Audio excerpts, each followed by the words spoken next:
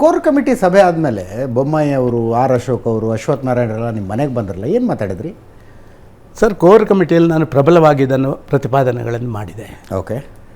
ಆಗ ಅವರಿಗೆಲ್ಲ ಅನಿಸು ಸದಾನಂದ ಗೌಡರು ಹೇಳಿದ್ರು 100ಕ್ಕೆ 100 ಸತ್ಯ ಅಂತ ಹೇಳುವಂಥ ಮಾತನ್ನು ಹೇಳಿದರು. ನಾನು ಹೇಳಿದೆ ನನಗೆ ಸರ್ಟಿಫಿಕೇಟ್ ಕೊಡುವ ಅಗತ್ಯ ಇಲ್ಲ.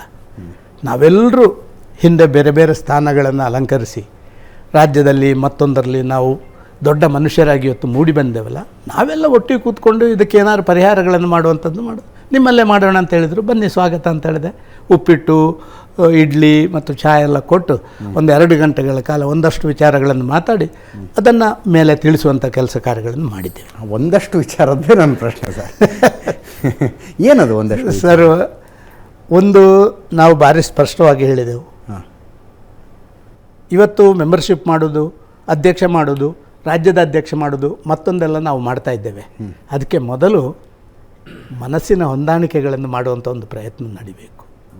ಎರಡನೇದಾಗಿ ಇಂಡಿಸಿಪ್ಲಿನ್ ಮಾಡುವಂಥವರನ್ನು ಟಾಲರೇಟ್ ಮಾಡುವಂಥದ್ದನ್ನು ಮಾಡಬಾರ್ದು. ನಾನು ಕೋರ್ ಕಮಿಟಿಯಲ್ಲಿ ಹೇಳಿದೆ,